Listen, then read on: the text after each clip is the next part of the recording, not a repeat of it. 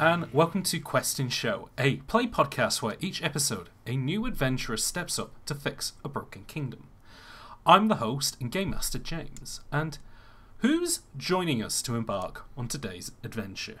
ChariotRider, me being ChariotRider, is joining us today. Hello, you being ChariotRider joining us today. Who are you, ChariotRider? What would people at home know you for? So if you know me, you'd probably know me for my channel, ChariotRider. I generally, like many people on the internet, talk about games and game design. Typically just whatever I'm interested in. You know, it's not necessarily a review. Don't know if I'd call it a critique either. I just talk about design stuff. Cool. And what kind of stuff do you cover games-wise?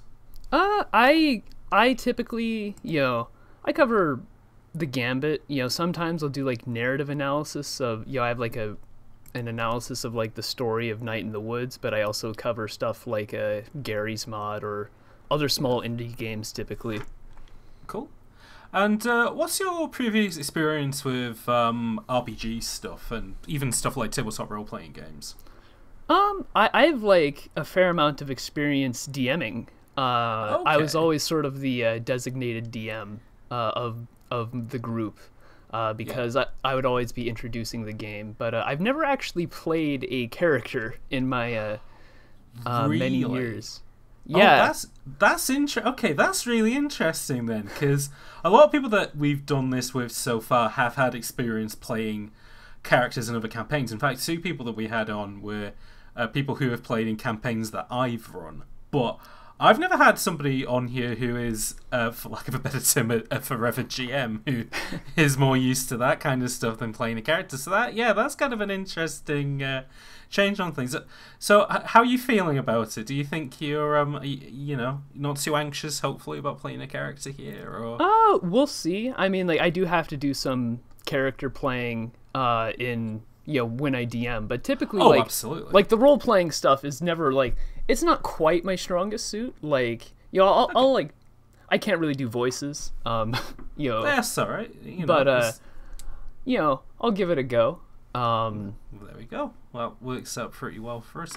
So, Chariot, let me explain then why you're here and what we're doing. Because assuming that, because this is a later episode in the series, but assuming that people are listening to this one because they like your content and they want to know what you're up to and what you're doing on this podcast, basically, the way that it works is that before we started recording, ChariotRider came up with a character who will be tasked with solving this episode's issue at hand. Over the course of the adventure, I'll describe settings, characters, and situations. And essentially, Chariot will be in charge of telling me how they'd like to proceed and their actions. Most of the time these actions won't be challenged, however there may be opportunities where they'll want to take the advantage, say to get the drop on somebody or parlay for a better deal, or times where they'll have to defend themselves, either through a little bluffing or combat. During these occasions they'll be asked to roll 2 6-sided dice. For each small advantage they might have going into a situation, such as their gear or their special abilities, they add 1 to the final result. On the flip side, if they take harm during the adventure, say they're hit by an arrow or slashed by a knife, they may be winded or bloodied or wounded. In these cases, they may need to apply a -1 to the roll if, say, they're a little bit too winded to catch up with somebody. But very simply, high numbers lead to great results, and low numbers... what do you think happens on a low number, Chariot? Not good things. No. Learning experiences happen on... obstacles happen on low numbers. I will actually ask, because I do hear your dice in the background. Do you want to do a quick roll now to see what the luck's going to be like for the rest of the adventure? Alright. I rolled a 6. That's not good. No. That doesn't bode well. It's a dark omen. No, very close to a 7, but not good. But yeah, that's about it. And the link to the system is in the description below, as is Chariot's character sheet. So, before we start with the adventure proper, is there any last things you'd like to say? hopefully this goes well. Yeah. I don't have anything in particular I want to say, but hey, if you haven't got anything in particular, that's fine. Yeah, it works. Cool. Right. And just remember, as I've been saying this to everybody who's played so far, which is your actions aren't just going to affect this adventure. They're going to affect every adventure going forward. Just as the people who have played previously, their actions are going to affect your adventure. So do try and keep that in mind during your decision making. All right. No pressure. So, with that, we're going to a land out of time, out of place, as our scene begins with a vision of the kingdom of Trottelera.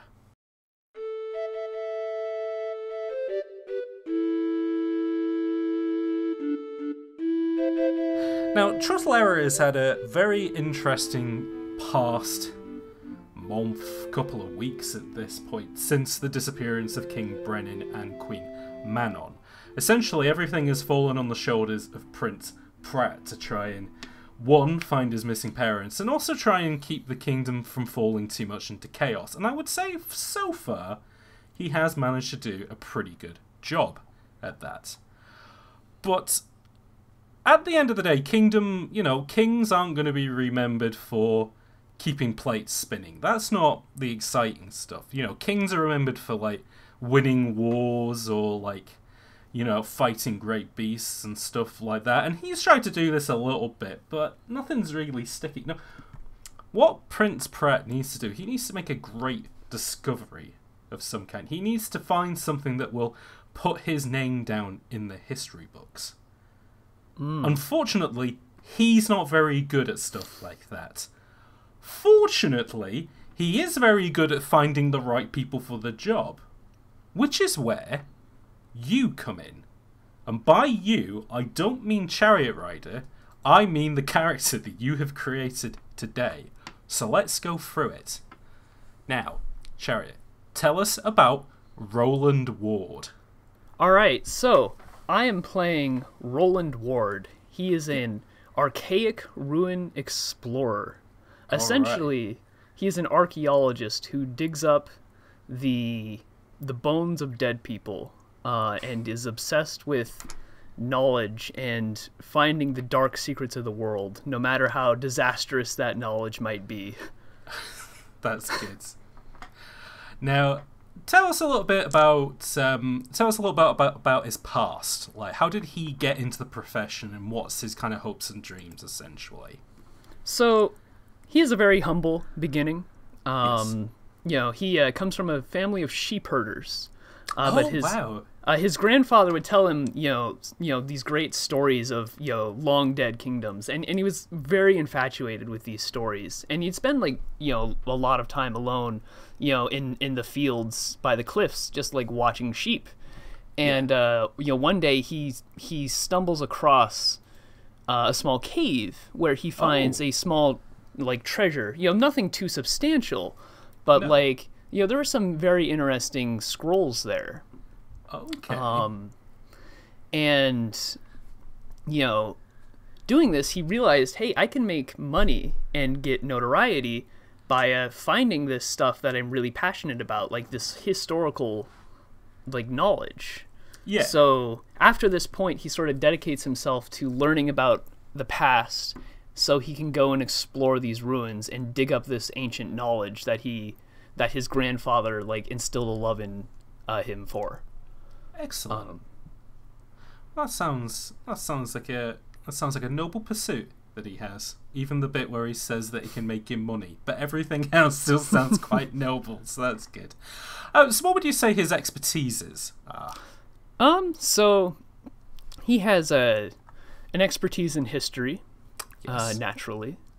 He's also very good at investigation, noticing small details about ruins and, noticing hidden things, because finding old ruins is hard. Noticing, hey, that rock looks a little peculiar. So yeah, this one stone in the wall seems very different to the other. So, that's because it's a big button. That's exciting. That's cool. Cool. And then he also sorry. And then he like the one I wrote in, he has an expertise in exploration. So Right.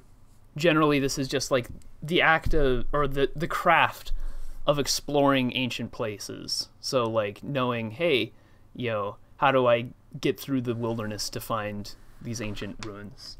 Navigation is his thing, and even in regards to like inside of ancient temples and stuff where, one room looks a lot like another one, it's very hard to, it's very easy to lose your bearings. That doesn't affect him. He's very good at that kind of stuff. Yeah. Cool. What's his special something?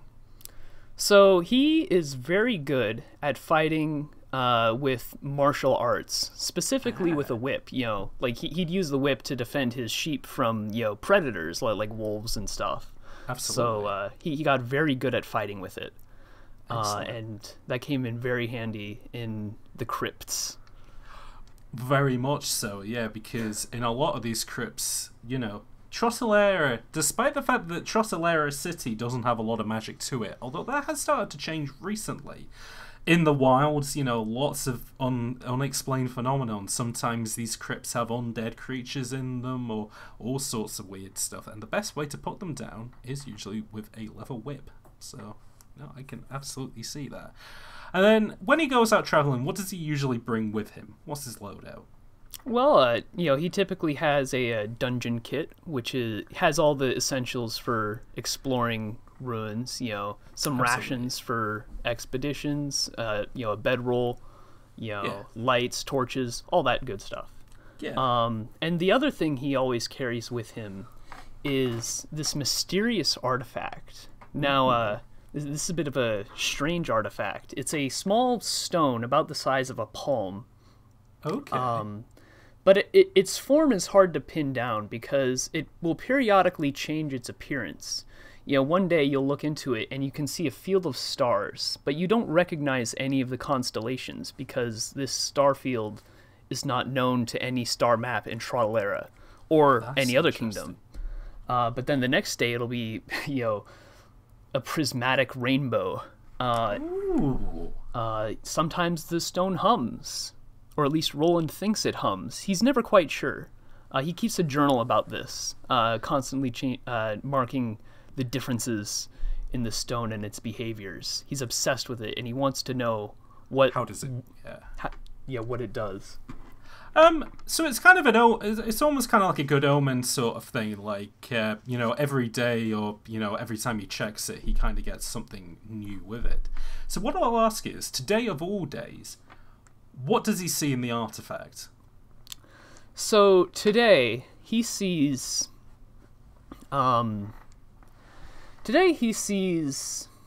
he sees fire and darkness. Oh no. Okay. It's not a particularly happy omen, but there is rain on the horizon. So maybe things will turn around.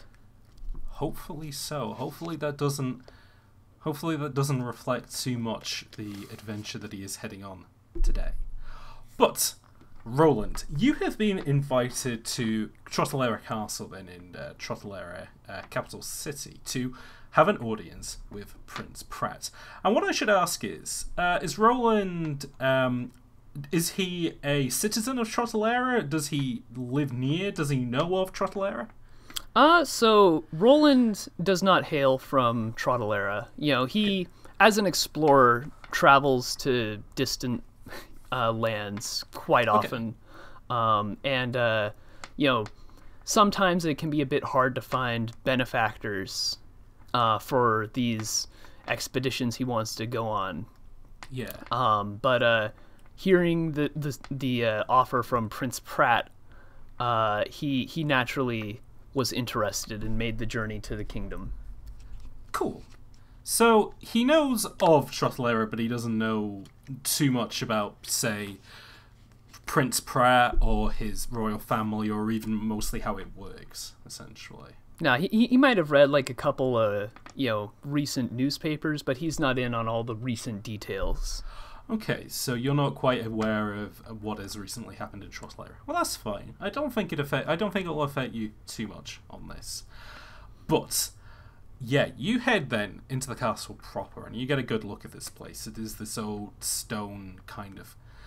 Essentially, the thing was built as... because you are a bit of a history buff, this thing was built as almost a waypoint hundreds of years ago, where up on this hill, this old stone tower had these beautiful, like, shards, kind of coloured glass panels in them.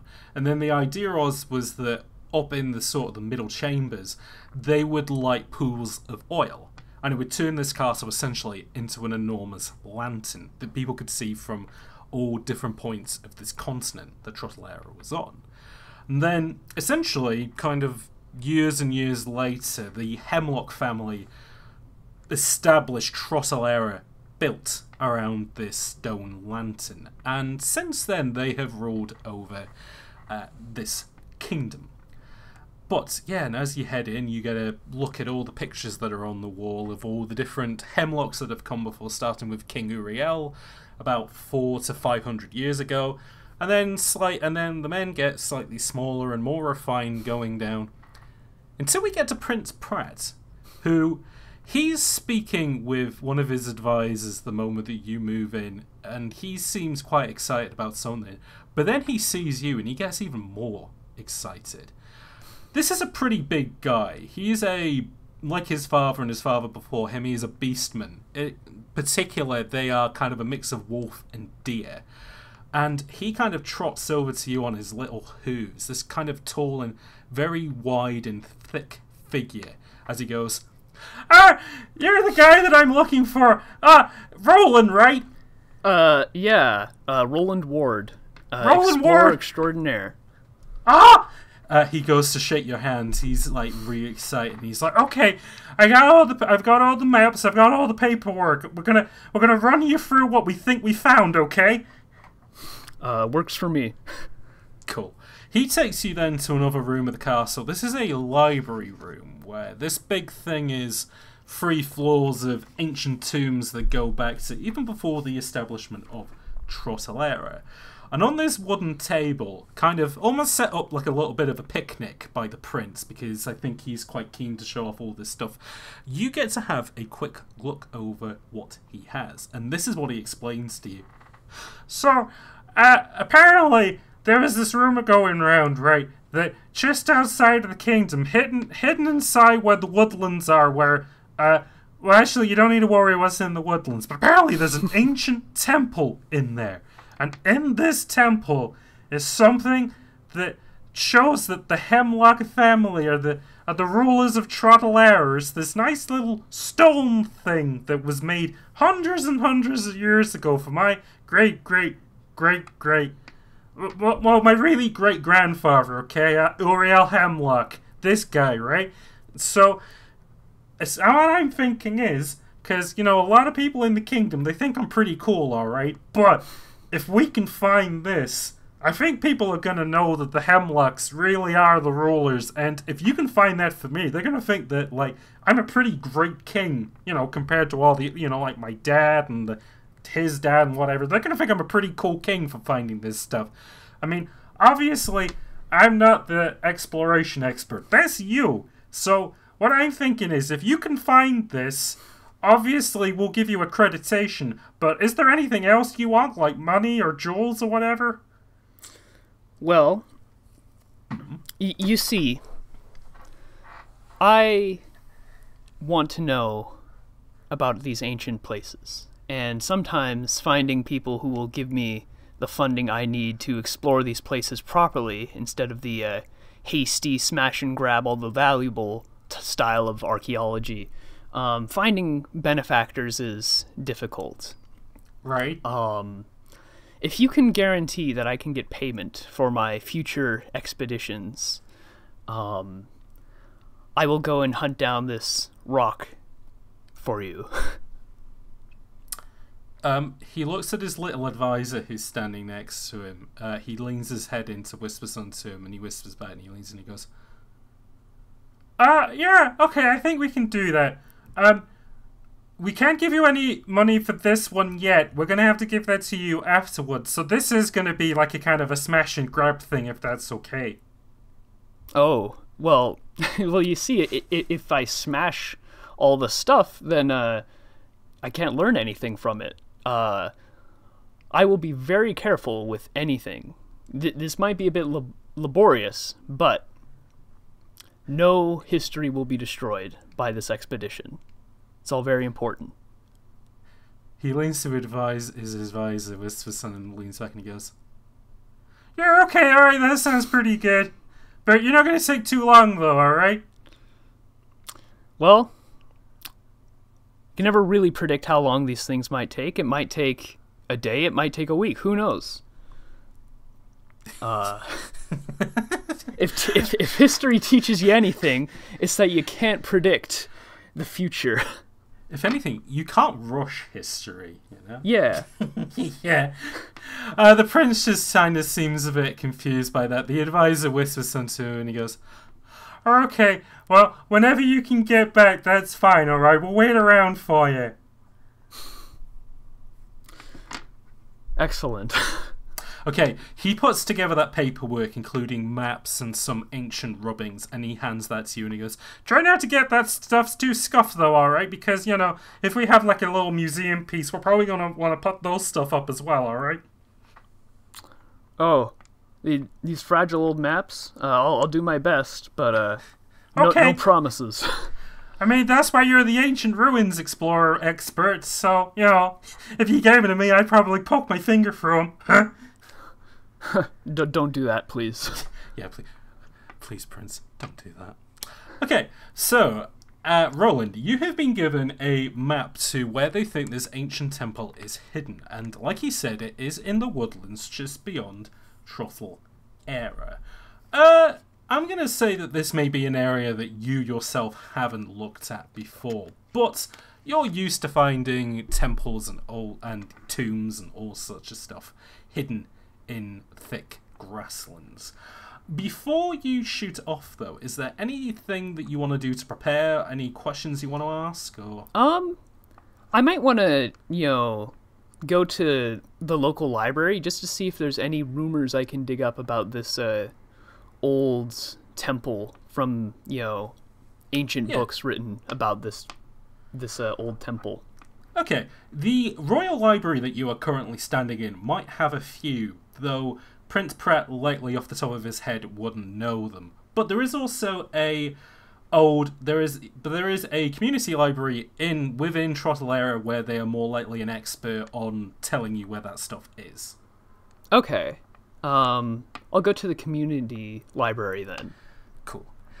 You start your adventure like all great adventures by doing some reading. You head into the library of Trottle Era and you explain to the old orc that works there that you are looking for any kind of documentation or any kind of rumors about this temple. Now, what I will ask is, Chariot, could you come up with a name for this temple? How about temple? I'm bad at on-the-spot naming. That's okay. Everyone's struggled with this so far, so that's alright. Hold on. No, that's absolutely fine. I was gonna pull up a list of potential names for stuff because I knew this might happen. I was reading a bunch of Wikipedia pages on Egyptology. Wow. In preparation for this. If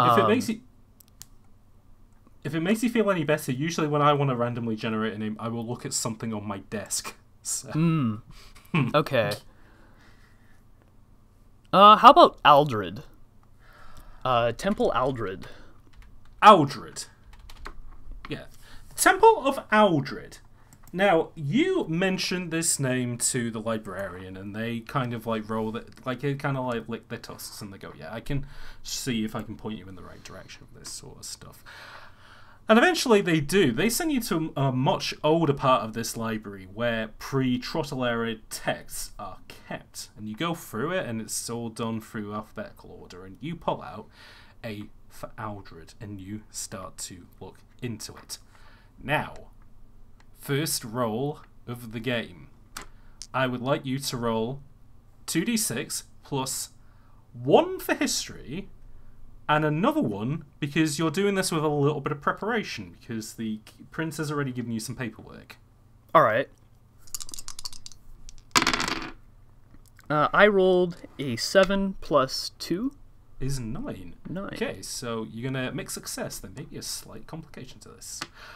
You have a look through this paperwork then, and here's what you find out. The name Aldred is of a person. This may be his temple, and it's potential that this person was more of an ancient kind of tribe leader back before Trottle era was established. You don't have a surname for this person though, so you don't know whether he's a Hemlock or whether maybe he's somebody else. The tomb itself was quite a sophisticated contraption for when it was built. In fact, knowing that eventually this tomb would be his burying place, and knowing that he had quite a lot of money on him, he built the thing in mind with a few traps to keep out wayward thieves and stuff like that.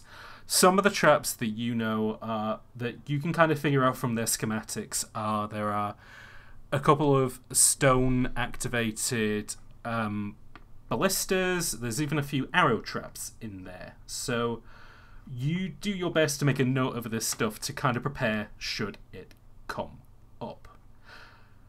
The area itself, and the reason why the orc pulled a bit of a face when you mentioned it, is quite deep in the woodlands, and being such, it isn't really kempt by the rangers of Trottlera. So wild animals are kind of left to roam freely, including some more despicable creatures, such as giant spiders. Now, I don't think you really have to worry about those things too much, but you may want to prepare a little bit just in case.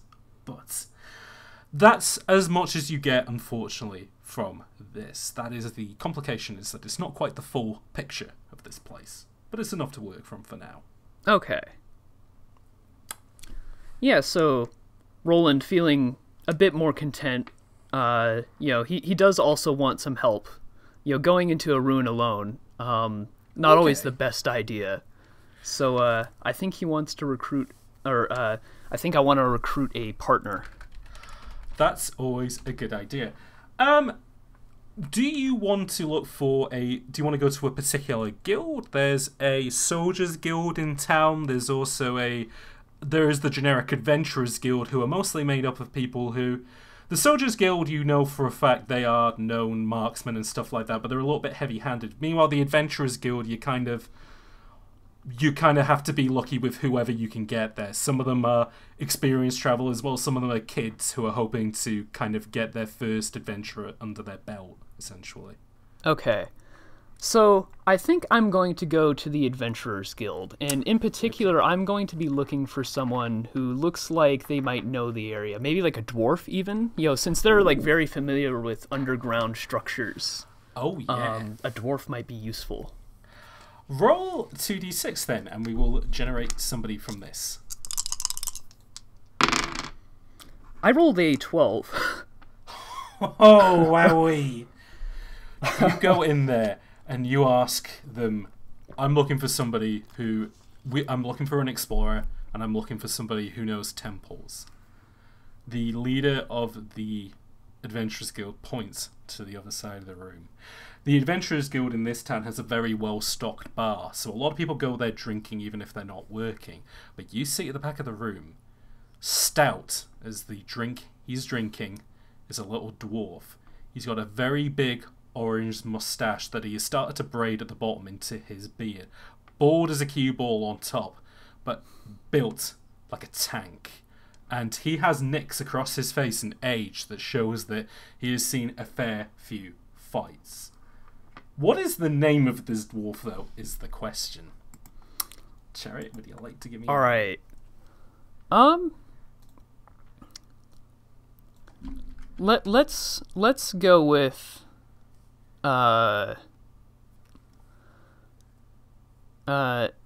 Jurgen Bradley. Jurgen Bradley. Nice, strong name for this dwarf. They point you in his direction. This little guy with his little blue steely eyes kind of looks up at you, and he kind of sees that you are wearing the clothes and have the look of an explorer to you. And he says, "Yeah, what is it?" Master Dwarf, you seem fairly experienced. I have a proposition. I'm working with Prince Pratt, and I will be launching an expedition into the Temple of... oh shoot, I forgot his name. The Temple of Aldred. I'm going to make a note of that. Okay. The dwarf notices you make a note, just in case. Yeah. The Temple of Aldred. Prince Pratt seeks a particular artifact. I seek knowledge from the Temple of Aldred. We are working together for this front. I want you to join me. He pushes the stout away on a thick finger, and he wipes beer suds from his moustache and goes, "All right, but how much are you paying for this?" Well, you see, there's probably going to be some treasures that'll be found. You know, this is a untouched ruin. Now, as much as it pains me to offer treasures that could be in a museum as payment, I fear I'm not a wealthy man, and I have no other choice. Roll. Sorry, go ahead. No, that's essentially my Okay. offer. Roll 2d6 then. Okay. I rolled a 3. He pulls a bit of a sour face as you say it there, and he goes, "I don't know if I'm that interested in working on just a maybe there, mate." But he takes a pause for a moment and he goes, "But you're working for Prince Pratt, yeah? Yeah, Prince Pratt. And how much is he paying you for this?" Well, he's paying me. He's paying me a continual, fund for my future expedition. I can maybe give you a cut of the money that would be going for my future expeditions to purchase your help. His eyes widen as you say that, and he goes, "All right, I'll do it, but 50% ongoing." Ooh. All right. Okay, he puts out his massive hand to shake on that. Like, Roland is very clearly not super happy about this deal, but No. he's shaking his head but he knows he has no other choice. So No. he sort of limply shakes this dwarf's hand. You grab around 3 thick fingers of his hand and shake, and he goes, "All right, I'll put my stuff together then." He slips out as he goes to, off the wall, goes to grab a big old rucksack that he has. And yeah, he has all sorts of dungeon equipment to him. He even has, his weapon of choice is an old-fashioned pick. One that it looks like the handle has been replaced many a time, but the iron, despite a few kinks in it, is still as good as when he probably casted it himself 100 years ago. And he goes up to you and he goes, "Right-o then, well, I'm Jurgen, and who are you then, mate?" I'm Roland Ward, explorer extraordinaire. He licks his teeth as you say extraordinaire, and he goes, "All right, I'll believe that when I see it. Lead the way." All right. So I make my way to the edge of town, and presumably in the direction of the temple. You start to head towards the Temple of Aldred then. Funnily enough, you do have a quick word with Jurgen and Blake. I think you say to him, does he know much about this area? And no. What he says to you is that a lot of this stuff was actually restricted by the previous king when he was here. But due to a recent change in governance since Prince Pratt has taken more of a control and a looser restriction on magic, this area is a bit more freer to roam for people in the, people inside the kingdom and not just bandits. But he isn't quite sure what to expect as you head in there. Roll 2d6. I rolled a 6. You head then into deep greenery as you start to keep an eye out for this temple. You are following this map about as well as you can, but this thing was drawn... It was drawn before Trottle even existed using old-fashioned charcoals, and it is a very loose interpretation of where this old site used to be as you were walking through. As you do, though, Jurgen grabs onto the belt of your trousers to hold you back, and he goes, "Stop right there." What is it? He puts a finger over his mouth to make a shushing motion as he points over to a very thick mound of green grass. And what he says to you is, "Trap spider. Move very carefully." Roll 2d6, and could we factor anything into this? Good question. Yeah, let me. I'll leave this in your hand if you want to make an argument if one of these skills could help you. I don't think any of them are particularly helpful here. Okay. All right. If anything, the previous roll might have. I don't know if exploration would have given me an advantage in reading maps. That is a very fair point, actually. Which would have made it a 7. That would have made it a 7. Okay. I'll tell you then. We'll knock that up to a 7, and I'll let you know where the temple is after you've dealt with this encounter. Yes.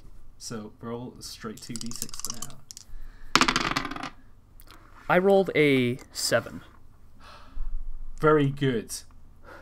On as light a tiptoe as you can, you start to move very slowly past this mound, past this trap spider.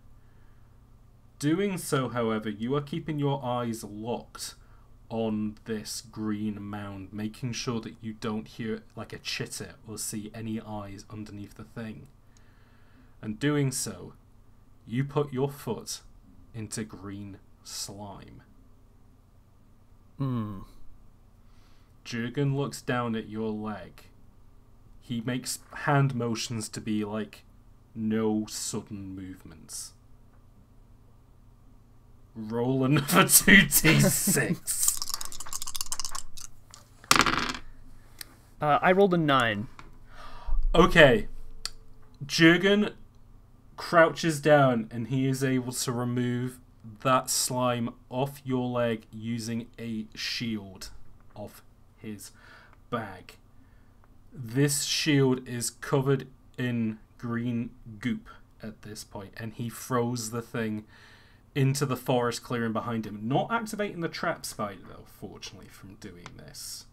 As he puts his hands out again and then starts doing a little motion with his hand to make sure that you can kind of get your breathing regular again. Now, you do see on the horizon edging of this temple. It's not a very impressive looking thing, but from what you read in your paperwork, that's because it goes deep, very deep underground. So heading a little bit further towards it, would you like to maybe try and get abreast of the situation before you head in?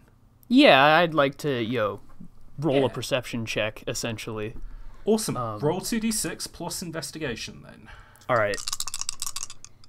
And would history also factor into this? Sure. Let's add 2 into this. I rolled a 7.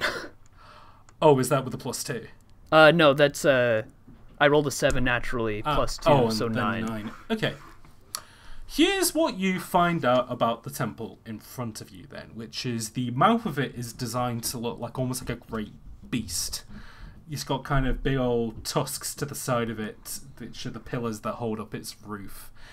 And yeah, looking inside it, this thing is completely pitch black. You would need to use some torches to light your way ahead. You don't get a good grasp of whether there's any traps to the front of this temple, however. Okay. Jurgen looks up at you and he goes, right, you're the lead on this, so go on. Alright, so I'm going to pull out a torch from my dungeon kit, just so I can get a bit of light. Yep. And very cautiously, I step into the mouth of this temple, slowly creeping along, so as to avoid potentially triggering any stonework traps. Works for me. Roll 2d6 plus 1 for exploration and another for using a bit of your dungeon kit.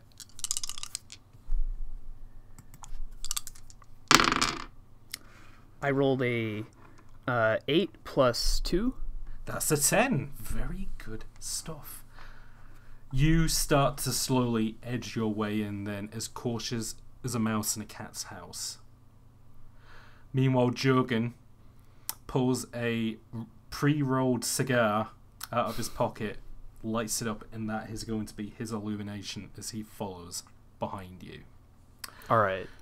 You start to head into the temple then, proper, and as being a bit of a history buff, you are having a look at some of the stonework across the walls. And all this stuff tells a story to you, and this story in particular is the one about the formation of ChariotRider, the big, great, bloody war where there was all these different generals and different lieutenants and stuff like that to try and win this place back from the beasties that were kind of approaching on this land. One of these lieutenants being old King Hemlock. I can say if you want, you can maybe take some rubbings on this stuff. Okay. Okay, you do such a thing and make a note of that.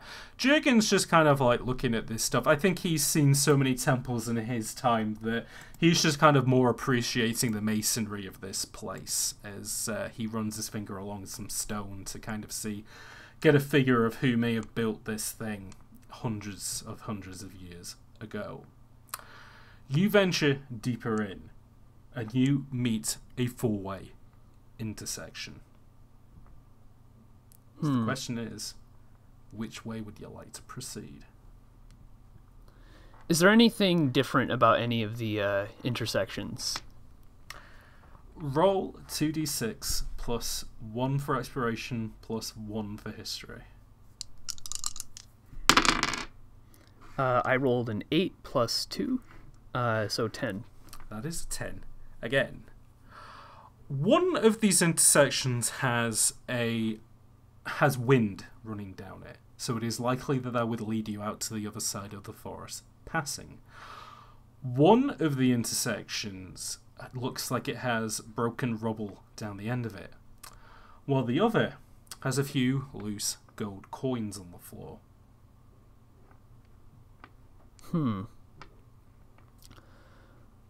I'm going to start by exploring the path with the gold coins. Good stuff. You make motion to Jorgen then to be like, alright, follow this direction. As you head down the path with a few loose gold coins on it. As you get a little bit closer to these things, these are ancient coins. This is old-fashioned currency from before the age of Trottelaren paper money. And you would think that maybe getting a couple of these might be a good find for this museum piece. But, small issue with that. Roll 2d6. 3. As you venture closer in, you notice that these gold coins are leading to an abyss. However, you don't fall into this abyss, because that would be a bit harsh of me to do such a thing, even if it was a free. But you do notice that above the abyss is a hook of some kind. Perhaps they hung a chain from here years ago, but it is something that could potentially be used to maybe get across or get a little bit lower, if you had something to be able to do such a thing. True. Like, so it's just a hook, right? Yeah, it is something that rope or something of that effect could be hooked around. So, yeah, so I'm going to use some rope from my dungeon kit. Excellent. And I'll fashion some sort of lasso, or knot, that will securely keep the rope on the hook. Okay. And I'm gonna tell Jurgen to lower me down. I'm gonna try to stay close to the wall, so if anything happens, I can maybe try like grappling onto the ledge, no matter how like steep this ledge might be. It's better than having nothing to try to grab onto. I absolutely agree with that. So what I'll say is, let's roll 2d6, using 1 for your dungeon kit, 1 for exploration, and I'll even give you an extra one because I like this idea and you're using Jurgen to help you out, so we're going to add a nice big 3 to this. Alright. I've had pretty bad luck, so I think I'll need it. Okay. Okay, I rolled a 7 plus 3 is a 10. Jurgen nods and goes, alright mate, let's get this thing set up then. You get the lasso around the hook. You pull it back so the knot pulls tight on the thing. You have like kind of a loose amount of rope in your hand to use to kind of like lower as you do. But you ask Jurgen, right, hold on to this thing and kind of feed me down. And he goes, yeah, no problem. He puts his feet in tight. His shoes have got little, almost like little nails on the back of them to give him more grip as he's working, as he does a nice big wide stance to feed you down. In one hand, you continue to use your torch to keep yourself alight, while in the other, you use it to kind of like slowly abseil your way down. And you go down, down and down and down. This thing just goes real deep in the temple. Okay. Now, would you like to get maybe a good bearing on your situation? Yeah, I think I'd like to sort of know what's in this abyss. Roll 2d6 plus investigation plus you're using your torch from your dungeon kit. So. Oof, I rolled a 4 on the dice and I get +2. So that's a 6. I will give you this information then. This big thing is almost like a big old empty throne room. It almost looks like if you took Trottelera Castle and flipped it upside down and put it underground, this is what it would look like. No glass on the sides though. In fact, they're just big old empty concrete, well, stone inserts in this place that may have been used to store art or gold or whatever years and years ago. You look below you and you see that there are a pile, almost like a little hill of bones, skulls and all sorts of stuff of people who were much less lucky than you, who fell right over into this pit decades, hundreds of years ago. And surrounding you, on the walls and even across the floor, are spiders as big as elephants, all scuttering around, fighting over the last pieces of whatever meat recently fell in here. And there is a torch in your hand, and some of them are starting to go as they aren't used to seeing the light. Okay, so they are afraid of the light at least. They are afraid of that thing. And I can't see much else you know, like I see the bones, I see the spiders, and like the general lay of the land. Yeah, and I will say that from what you can figure out, because this is a throne room, you do notice that there are some things below here, things that neither are human-shaped nor spider-shaped, perhaps even relic-shaped, but you don't get a good grasp of what they could be. Okay. So... Also, Roland I will say one last thing. You have a look above you. Jurgen's little face is looking over, and he kind of does a sort of a motion with his face of, you know, what do you see? I sort of, you know, do a motion indicating danger, but like I might want to look a little bit. You want to be held in place, do you? Well, I mean, this is Roland's big break. Like, this is, you know, probably some very fascinating history in this room. He's not, you know, he acknowledges that, yeah, these spiders are very dangerous, and but they do seem to be afraid of the light. So he thinks, you know, if he can just keep this torch alight, you know, yeah, he can try to look around a little bit more, because this is unknown to anything else in archaeology. You know, he's never seen an abyss like this, and he just must know more. In that case, roll 2d6 plus, and we'll add +1 to this as you will be using your torch.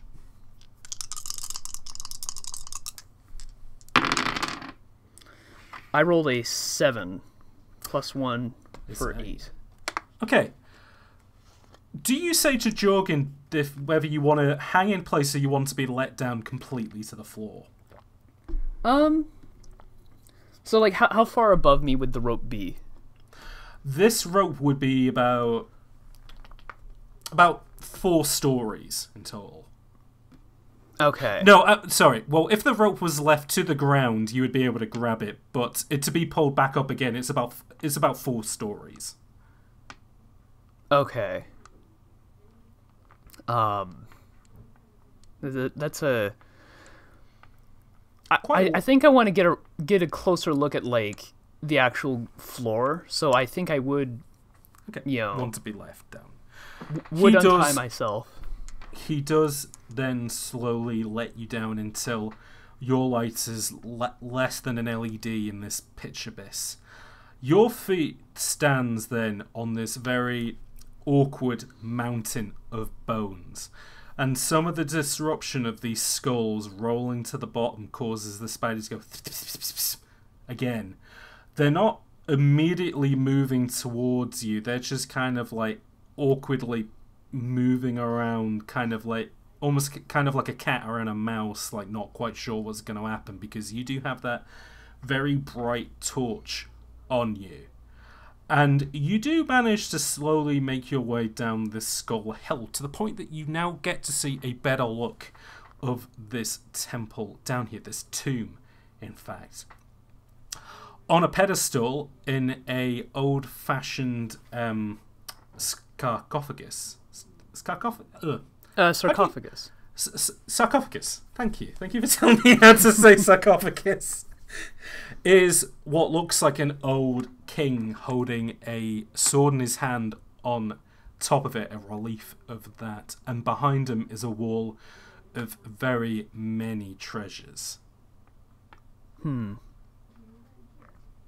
Does this king look like the painting I saw earlier of any of the kings? Of King Uriel? Yes. I'm going to say, because he rolled a 7, you're going to have to get a closer look to make that call. Okay. So if you would like to do so, you're going to have to walk a little bit stealthily. 2d6. Yeah. I'm going to... Or you do whatever you want. It's up to you. Yeah. I'm just thinking about my options. How far away from the rope am I? You're in enough distance that if you wanted to run back to it, you could. If you're going to investigate this sarcophagus, you're going to need to do a little bit more than run to it. Yeah. I do want to get a look at the sarcophagus, though. You do. Like, is it like a gold sarcophagus? Like what does the sarcophagus look like? Old-fashioned stonework. Okay. Very much puts it within the time frame of the war that created Trottelera a couple of hundred years prior. Okay. Yeah, I'm going to press on to. So there's the wall of treasures. Yes. And I got like a description of like what this artifact I'm looking for is, right? It is an old stone tablet, which apparently carved within it is the deed of Trottelera to King Uriel. Okay. Something like a Rosetta Stone looking thing. Yeah, absolutely. Okay. I'd probably have to roll again to see. I want to get a closer look at this wall of treasures. Okay.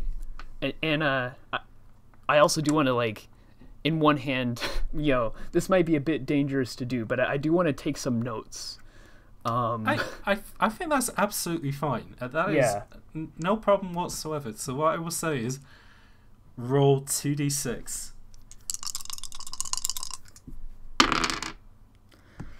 All right, I rolled a 7. Does my investigation factor in on this? You can factor in your investigation to take that up to an 8. Okay. You start to get a little bit closer then. You are doing it on as light as footfalls as you can manage so your vibrations don't startle these spiders any further. You make your way over to this sarcophagus then. And yeah, the relief of it does look very similar to Prince Pratt Hemlock and looks very similar to King Uriel, the old leader from many years back. A lot thinner, though, than Uriel, especially compared to the painting that was up in Castle Hemlock. And holding in his hands is a great sword that runs down his legs. And yeah, on this wall, the treasures around him are like old-fashioned plates and swords, golden chalices and stuff like that. Stuff that has grown very grimy over the years, but with a little spit and polish could shine once again. But you can't see this tablet yet. In fact, you get a weird feeling looking at the stonework of this and the rubbings that you're getting and the old-fashioned bits of language that you can barely translate is that within the sarcophagus itself is that tablet. Okay. So, after writing down just a couple of notes about this wall of treasure and the statue, I'm gonna get a bit of a closer look at the sarcophagus, and I'm actually once I look at the outside, I'm gonna open it up. You get a good look over at the outside then, and this thing is relating the story of the war that created Trottelera, about how all the great beasts were fought back by great Lieutenant Uriel, who would then go on to be King Uriel. He established this kingdom right at the top of this milestone so that every race, every person, everybody would have an opportunity to reach their, It was a land that was open to everybody, essentially, was Trottelera, and that was Uriel's mandate. And within this sarcophagus lies a body. Okay. And there's no stone tablet. There is no stone tablet on the outside of the sarcophagus. Okay. But from the writing that you can make out within the sarcophagus itself is where it is. Yes. Yes. So I'm going to make a motion to open the sarcophagus, which hopefully will not cause too much noise and annoy the spiders. I genuinely hope that as well. Roll 2d6. Actually, is it arguable that investigation or exploration could be factored into this? I think exploration, because like it's like okay, having experience. You know, like with some of these traps and moving around, you have to be sort of delicate with old stuff. Absolutely. So maybe he knows, a bit of a way of like how to like open up these sarcophaguses without causing too much of a ruckus or damaging the sarcophagus itself. In that case, roll +1 then. 2d6 +1. I rolled 8, so +1, 9. Great. You slowly squeak this thing open as much as you can to try and be like, you don't want to wake the spiders. I'm going to say that you don't get a good grasp of whether you have or you haven't from doing this. You manage to push the sarcophagus lid off enough that you get to now have a look inside with your torch.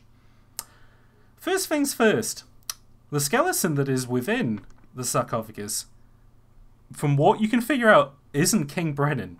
It is much smaller than King Brennan. It is about the size of a dwarf, in fact.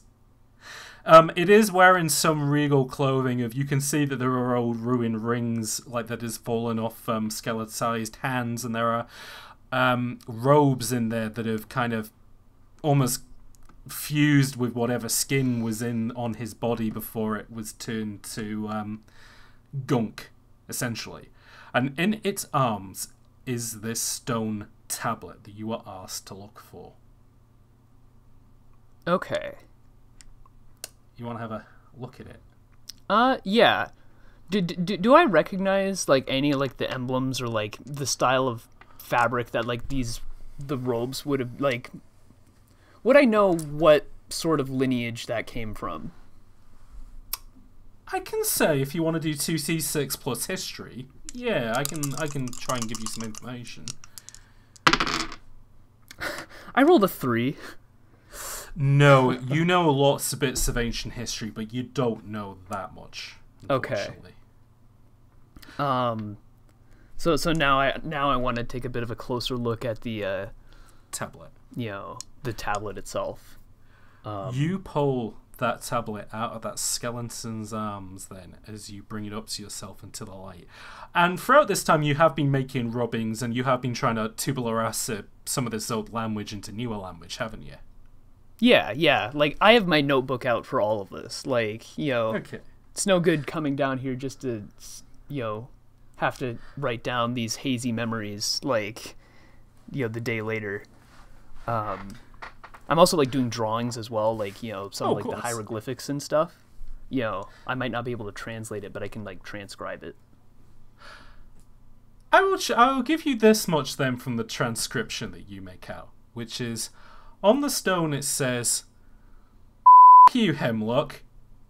You absolute How dare you steal this kingdom away from me and my spiders? You are not the rightful ruler of Trossalera. You stole the throne from me, you utter monster. I cast a hex on you and your children and your children's children, you absolute And it is signed by a man called Lieutenant Godfrey Bradley. Hold on, I'm writing that down. This is important. I need to tell the prince this. Well, I might not be telling the prince this immediately. I might be doing some other shenanigans. I will say you do maybe put two and two together, though, that this is an old dwarf that's in here, and he does have the surname Bradley. Yeah. You do have a look over this stone tablet, and due to a complication roll that you did roll earlier, you do hear behind you as one of the spiders looks like it wants to maybe have a munch on you. Alright. So, Yo, it's go time. Yeah, so I like slip the slip the tablet into my bag and pull out my Yes. whip and my torch. So I'm like waving around the torch and whipping this spider to get it to back off. Roll. Okay, yeah. So Cool. Yeah, that's what I'm doing. Roll 2d6 plus martial arts plus dungeon kit. I rolled a 2. Oh, so that's a 4. Oh no, no. Oh. This spider, you're waving that. You're like with your whip at it, and you're like waving this torch to try and get it away. No, all that is doing is winding it up. With those two, with one of its legs, it kicks you into the wall of treasure behind you. You are now winded. Okay. The sound of you clattering into all that treasure has startled all the other spiders who are now going to try and move towards where that noise was.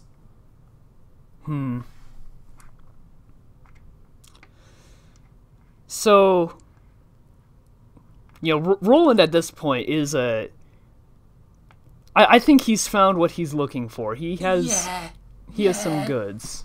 Okay. So he's running to get out of. He's going back to the rope. He wants to run out of there, does he? Yeah, waving the torch like behind him in a futile attempt to like get the spiders to back off. Back away. Roll 2d6. I would give you +1 for using your torch, but I'm gonna take -1 away because you're winded. So Okay. straight 2d6. Please be good. Oh god. Okay, I rolled a 6. Oh dear. You are clambering your way towards that, mounting a bones back to the rope as Jurgen is shouting down at you, "How you getting on down there?"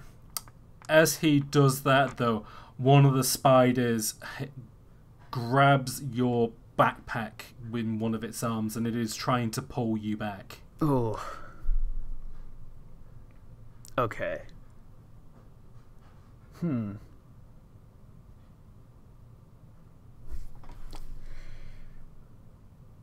Well, I guess like I'm gonna try whipping the spider to get it to release me. Yeah, just like whipping this thing just as hard as I can. It's a desperate struggle to not get munched. Okay. 2d6 +1 for using your whippo.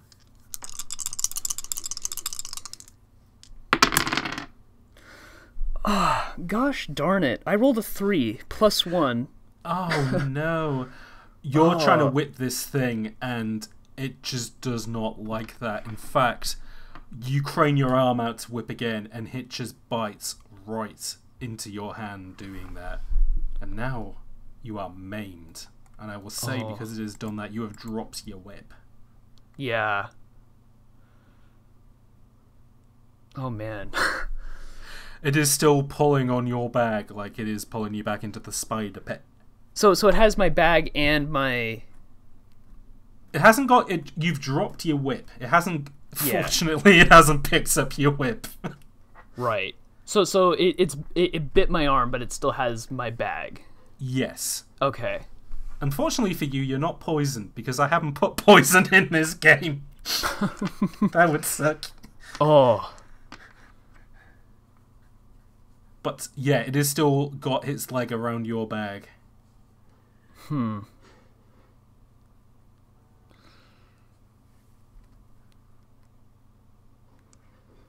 considering something.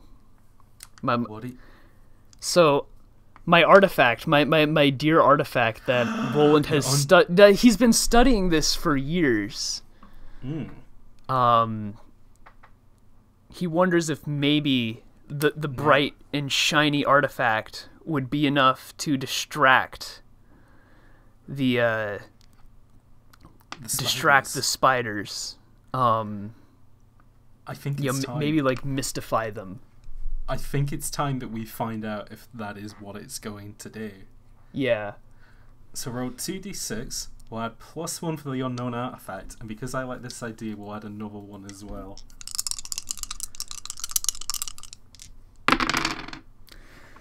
10 plus 2, I rolled a 12. Wow. You hold that unknown artifact up in your hand then, and I'll say that because you got a 12, you're not going to lose the unknown artifact for doing this. You, like, just try and, like, crack the thing like an egg on your leg. Like, come on, do something. What was the best case scenario for this thing? It's just that it will start blinding them in bright light, right? Yeah, like, you know, maybe it, like, plays a really, like, screechy noise. Or, like, you know, it just blinds them. Yeah, like, I like the idea of it just, like, turning into a huge bright light that blinds these... Jurgen is looking down and he's like, "Come on, mate! You're not far away!" But then he just sees this little white light emanate from your hand, and then it just grows like an atom bomb from out of you, and then just grows out. This unknown artifact, you have no idea what kind of worlds it's connected to, but blasting out of this thing are coloured lights and disco music. But you don't know that, Roland, but you know that, Chariot. Right. Oh, that's It is great. Playing music from another world. Oh, the spiders do not like that. They are backing away and screeching to try and cover the noise of this thing. Yeah, that spider that had its arm on your bag completely backs away. You can now leave the tomb. Yeah, I grab my bag, I grab the rope, and we're going up. Okay. Do you try and grab the whip as well? Yeah, I grab my whip as well, since it seems like the spiders are pretty scared of me at this point. They're scared of you and your disco music. You grab onto the rope then as Jurgen pulls you up. All right. As you get up to the lip and you're able to pull yourself up, you notice that behind Jurgen is a giant spider. Jurgen, behind you. Well, and also I still have my my disco music. So okay. Oh right, you come up with your disco music blasting, and Jurgen's like, "Oh bloody hell! What the hell is that?" As the spider behind him is like, and starts I have no idea what it away. is, but the spiders hate it. I'm not much of a fan of it either, mate. Get rid of it. It's the only thing that is standing between me and certain doom.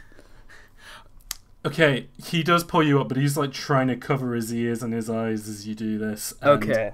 I think the two of you just want to try and escape, yeah? Yeah. Okay, roll 2d6 minus 1 because, yeah, winded.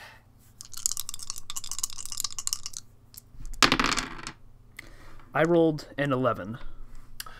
Minus good. 1. Very good, still a 10. The two of you now start to run out of the temple as the screeching of spiders still continues around you. Due to all the blinding light, the two of you are literally just stumbling forward as just to remind yourself, like, where did you previously come from? You accidentally set off a couple of arrow traps, but they just fly completely past your heads and, like, around you as you stumble out into the forest. As you enter the forest, birds fly away from trees, and that trap spider, like, burrows deeper underground because your disco ball is still going off. And I don't know how to turn it off. So like even if I put it in my pocket, like. Do you want to try and figure it out? Or? So now that we're in like safety, like I want to take a closer look at this. Like it's just strobe lights and disco music. Well, first off, I'm gonna write this down in my journal. Okay, you try as much as you can to write it down in your journal, but you are very distracted by how loud this thing is. Like, I even try at one point. Like, I take off my leather jacket and I like wrap it in the leather jacket just to try to like muffle the sound a little bit. Okay, you have stopped the lights, and it is like really muffled, like coming out of this thing. Jurgen's just looking at you, and he's like, "Is that what you were sent to find? Then is that what was in there? Is that what's down there?" No, that's been I've had that for years. I found it in the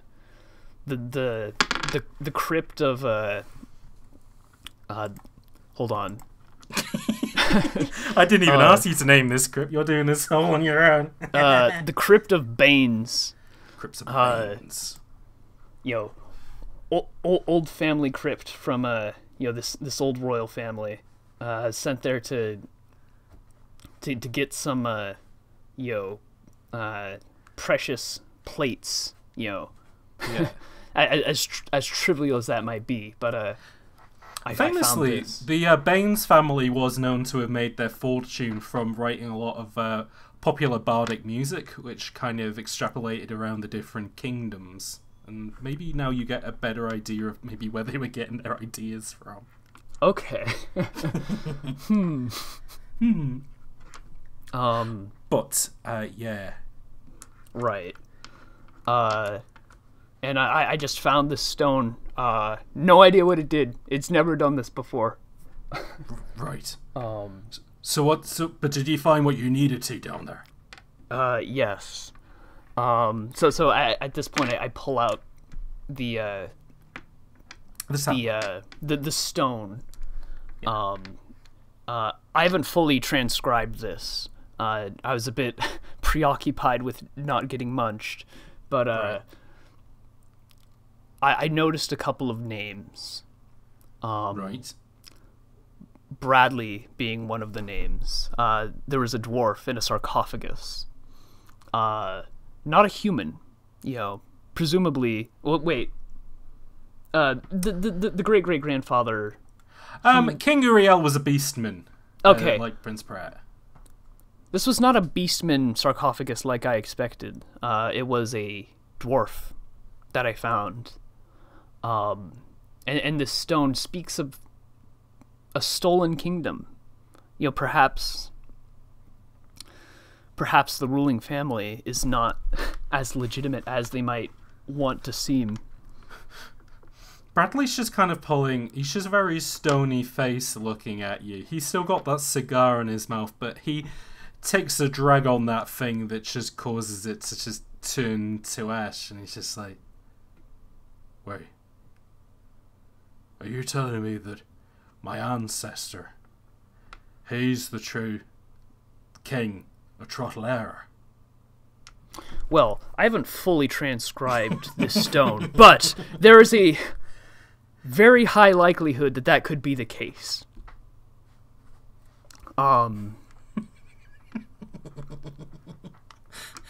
He just kind of has a very sort of like his brain has been, like his mind has been opened wide as you say this kind of thing, because I think he's kind of like thinking back on his childhood and like some of the stuff that he heard from his from his parents and their grandparents and stuff like that, and he's like starting to put two and two together. That being said, though, I don't think Prince Pratt wants to know this. Oh no! Well, we'll get into this later, but yeah, sure. But yeah, I have plans. Okay. What I would say then is this: so Jurgen's just kind of looking at you, and he's like, "So you're gonna go take that to Prince Pratt, then, are you?" Well, maybe not. I've always been of the belief that knowledge should be shared with the people. The more people know, the better. And, well, first, if I give this to Prince Pratt, there's no way he's gonna... Well, he is a bit of an oaf, but his advisors would inform him that this information cannot be revealed. And it would just be locked away in some vault. It would be just as hidden as it was, 30 minutes ago. Like, I can't give this to the king. Or the prince. Right. So, who are you going to give it to, then? Well, do you still have family? Not many of them. Mostly just me nowadays. Well, I think you might have a king's blood. And I think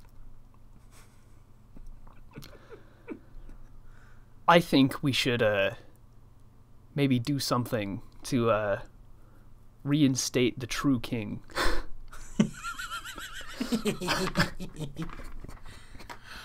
The question is, though, how does Roland want to go about doing that? Okay, so I think at this point he's still like formulating exactly what he wants to do. But first off, he needs to translate this entire stone. Okay. If you want, I can say that this doesn't have to happen this episode. This could be something that's happening in the background, and Roland can eventually prove that the Hemlock shouldn't be on the throne. But, yeah. Well, and also, like, probably, like, after getting out, I'm pretty badly maimed. I'm probably going to want to take a rest. Yeah. So I think during the downtime, I'm going to be, writing in my journals and transcribing the stone so I can get a better idea. Obviously, like, a full transcription of this. There's a lot of really old stuff. I'll need to talk to some of my associates. But, like, I can maybe take a bit of a closer look now over this rest. So okay. I will say then we'll start to maybe wrap up a little bit from here. I don't know whether you actually want to see... I don't know whether you actually ever do return to Pratt. I'm going to have to leave that up to you, but... So, I think I will return to Pratt, but I'll tell him that I wasn't able to find this... I wasn't able to find anything. I might still have those coins, right, that I picked up from the Abyss? I'll say that you can have those coins. I'll say... Hey, I found a couple of old coins, but there wasn't really much in this ruins. It might have been an old, watch, like an old, storehouse or something. Nothing of real value there. Yeah. I will say then, as you do rest then, and you do this just outside of the kingdom, you don't do it in this forested area because it's just full of monsters. You do this a little bit further out. And Jurgen kind of says to you, like, I got stuff to do, but you need to let me know, because if I am the king of this kingdom, then I need to, like, be put back on the throne. You do get a proper translation of this thing, and it is very much what was there before, but there is a little bit more nuance to it, which is the fact that this Bradley, not this ancient relative of Jurgen, maybe wasn't entirely all there. His idea for Trottelera was that there would be no humans or elves there or orcs. It was mostly just going to be dwarves and spiders. He just wanted a kingdom that he could raise his spiders in peace. Okay. And if anybody sits on the throne of his bloodline, they must turn Trottelera into a kingdom of dwarves and spiders. Okay. That does complicate things a little bit. Just a little bit. So... I'm just thinking about the best way to proceed. Alright. I mean, I could certainly publish all of these findings. You very well and that could. might be... at the very least, the people should know the history of that, people should know this. They should know this. I work on it slightly in secret, just in case, like, the royal family kind of catch whiff of what you're doing. No, I think that's fair enough. But eventually, like, eventually I publish this, or I start getting plans to publish the history and explaining, like, the history of this old place and, like, the early history of Trottelera. Okay. And do you give any passing words to... Well, so with the prince, you said to him that all you found were these old coins, and maybe that's what you can do with your museum exhibit, but it was just a storehouse. Jurgen, you say to him, I'll do what I can, but, we'll see what happens with that. And, yeah, you just put together this paperwork and you release this to the public so they can find out who was meant to be the true leader of Trottelera and what had happened and so that sort of stuff. Yeah. Okay. I think that's very interesting then. Roll 2d6 to see if Pratt still gave you the money that you wanted for future expeditions. Okay. I rolled a 7.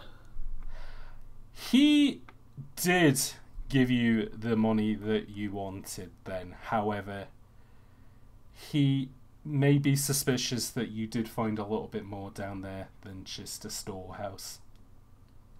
Okay. But whatever happens with that, happens with that. So tell us a little bit about then what happens to Roland after all this. Where does he go? What does he see? What does he do? Well, so I guess, like...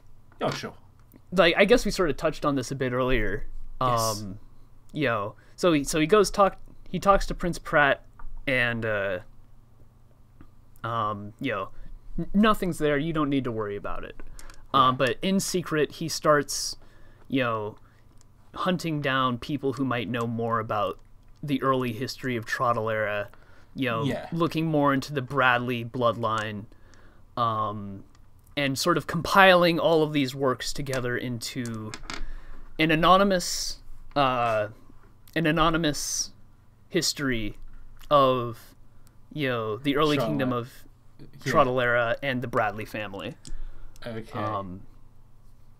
That's interesting. And then eventually he hunts down a publisher who will release this. Yes, that's not. It isn't a publisher in Trottelera who do that. You have to go to the neighbouring kingdom of Decio to do that, unfortunately. But they are happy to let you do that there. And yeah, what I will say is that the publishing of that book will make things very interesting in Trottelera going forwards. All right. But I think with that, that's maybe a good place to end. Yeah. So, Chariot, how did you find that? I thought that was pretty good. Good. You know, I think it'll have some interesting repercussions for future adventurers. I think so too. Perhaps, potentially, the person next session might not be getting a job from Prince Pratt. They might be getting a job from a giant spider, so that'll be good fun. Maybe. Oh, that'll be great. They're not much for talking though, or they just want to eat people. They don't really care for much else. So. Yeah. Dear. Yeah, like you know, there weren't many NPCs in the, you know, there was like Bradley. Oh, sure. But like most of the adventure was just me exploring this old tomb, which is, you know, perfectly fine, and I thought it was pretty fun. Cool. Yeah. Good. Oh, glad to hear. I'm glad to hear you had a good time. As this is the end of the show, do you have any plugs or anything you want to say before we wrap up? I mean, you know, again, if you want to check out my stuff, it's ChariotRider on YouTube. I also have a Twitter that I post to like once a month. Yeah. But yeah, that's pretty much all my stuff. And cool. That's all I really have to say. Great. Well, glad to hear it. So with that, that is the end of another episode of Quest and Show. If you enjoyed this, if you're listening to this on YouTube, leave a like and a comment, or if you're on a podcasting app, please leave us a review, because that will help us grow the podcast a little bit more. I've been James. You can follow me on Twitter. All the links to that will be in the description below. And until next time, goodbye.